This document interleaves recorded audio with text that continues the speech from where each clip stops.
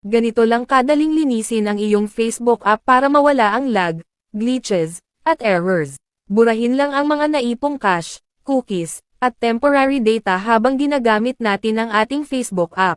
Sa pamamagitan nito, sigurado na mas gagaan at bibilis ulit ang paggamit mo ng inyong Facebook app. Kung papaano, sundan nyo lang po ang nasa video.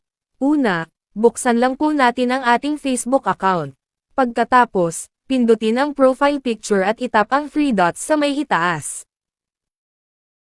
Next, pindutin ang activity log sa ibaba. Pagkatapos, pindutin po natin ang search icon sa itaas. Scroll down at hanapin sa baba ang video you've watched. Pag nakita na pindutin nyo lang po ito. At dito na natin makikita lahat ng mga videos na pinanood natin dito sa Facebook na kailangan ng mabura, dahil nag-iiwan ito ng cache, cookies, at temporary data na maaaring magdulot ng loading issues at makaapekto sa recommendations ng app. Tap lang po natin ang Clear Video Watch History.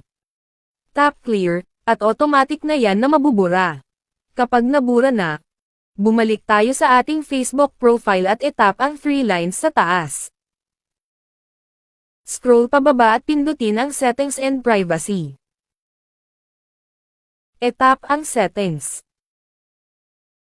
Pagkatapos, scroll nyo lang sa baba at hanapin ang browser. Pag nakita nyo na tap nyo lang ito. Tap mo ang Clear at mabubura ang cookies, cache, at temporary data ng Facebook browser. Huwag mag-alala dahil hindi nito mabubura ang inyong photos at videos. Tap Clear at automatic na yan na mabubura. At makikita natin dito na na-cleared na siya today.